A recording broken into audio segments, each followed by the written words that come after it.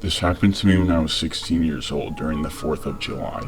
It was a Thursday night and my family and I were going to a golf course that was open for the public to see fireworks. It was a very notorious and well-known spot for people to have a nice night to enjoy their 4th of July evening. Anyway, we got there at around 8 and the fireworks would be starting at 9, which meant that us kids had about an hour to do whatever we wanted. By now, there are at least 3,000 people there with blankets, food, chairs, and a lot of kids running around with glow sticks. We immediately knew that if we were going to wander off, we'd have to stay close by. My mom said that my sister and I could go off on our own if we wanted, but to be back 10 minutes before the show. Now, my sister was 13 at the time, which meant that I'd be watching her at all times, no matter what we were doing. We ended up going so far out to the point where we couldn't see the people anymore, and I was pretty sure we were now somewhere that either wasn't part of the event or private property. However, that's when we both noticed a small little trail through the tree line. Considering that the golf course was near a national park, we figured that it was a trail for people to walk through, and us being the curious teens we were, decided to go through it. We still had about another 30 minutes before we had to go back and figured a walk through the woods would be nice. My sister and I were really close. You might as well consider us best friends. In other words, we got along really well. Anyway, we go into the trail with flashlights on our phones, babbling on about random stuff. At this point, it's starting to get dark out with the very little sunlight left, so I gave my sister the 10-minute warning. That's when she pointed at something slowly creeping along the thicket. It was hard to see, but I could identify it as the silhouette of a person.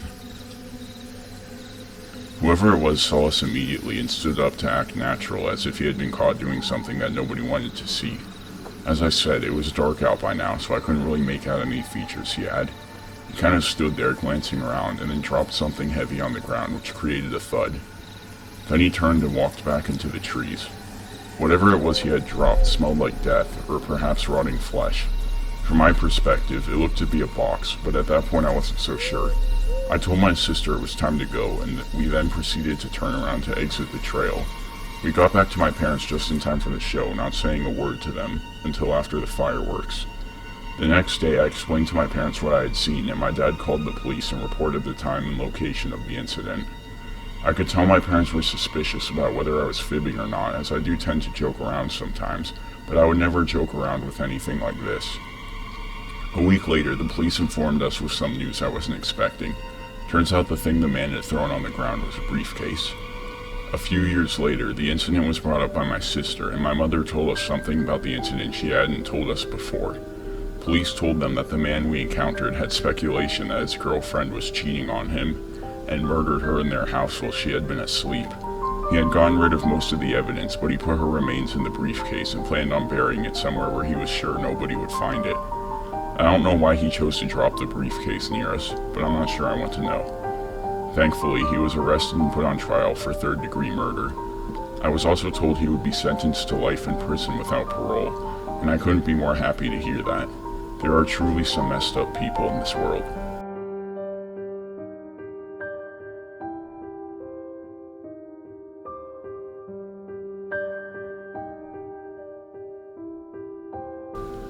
I've had a share of odd and frightening experiences myself, so I decided I'd post a few, starting with what happened to me last 4th of July. So last year, my friend/neighbor and I were outside in front of our yards enjoying the fireworks. We were enjoying the sights and sounds of fireworks that filled the warm summer night air, but something was not right. Across the street from where we live, there's an abandoned house, so I can't say that this person was a neighbor or anything. In front of the abandoned house, we see what looks like a figure of a man standing there at the side of the house. The house is taken care of by relatives and friends of the people who used to live there, and we figured maybe he was just one of them, even though he didn't look familiar at all. I couldn't see much since it was dark, but he looked like a white guy with long, badly kept hair. He seemed rather tall, but with a thin and normal-sized body build.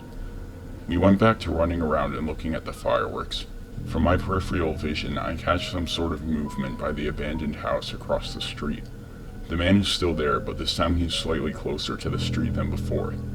Me and my friend go by her house, and I tell her that the man is clearly trying to approach us or something, and I don't think he means well. As I am telling her this, he suddenly starts to move very, very slowly towards the street, with his vision right towards where we are. We freak out and go inside my friend's house. I spent a few minutes, I'd say maybe 10 to 15 minutes there, and I was a little scared to go home, but I thought fuck it, I'm only a house away and the dude must have lost interest by now. I go outside and this guy is still across the street. This time he's back by the side of the house, just staring at me. I suddenly realize maybe this dude isn't a creep or anything. He could be lost, or maybe sick. So I look over to him and yell out, "Hey, do you need any help? Are you okay?" He just stands there showing no sign of wanting to communicate at all. I stand there hoping a response will come, but nothing. At this point I wanted to piss myself. I just felt very uneasy about him. A minute or two passes, but it felt like hours. I couldn't take it anymore. I highly doubt he wanted help and I just wanted to go home and feel safe. I quickly run to my house. I'm on the porch hoping that my mom will open the door quickly. I'm banging on the door. I look back to where the man is. He's going across the street and he is walking towards the direction of my house. My mom finally opens the door and I run inside. I don't know why I didn't think of telling her. I suppose I just didn't want to freak her out or anything. My other friend calls me and I talk to her for a while, hoping to calm my nerves a bit. A good 20 minutes had passed by and out of curiosity I look outside the window across the street. He's standing in the front yard of the abandoned house, staring at my house, completely still, just watching. I locked all my doors and let my dog inside. I got my phone and waited in my room, hoping nothing would happen. My dad got home and I felt more at ease. By then it had been an hour or so since I last saw him, and sure enough he was gone. Haven't seen him since. I don't really know if I overreacted, but as the old saying goes, it's better to be safe than sorry.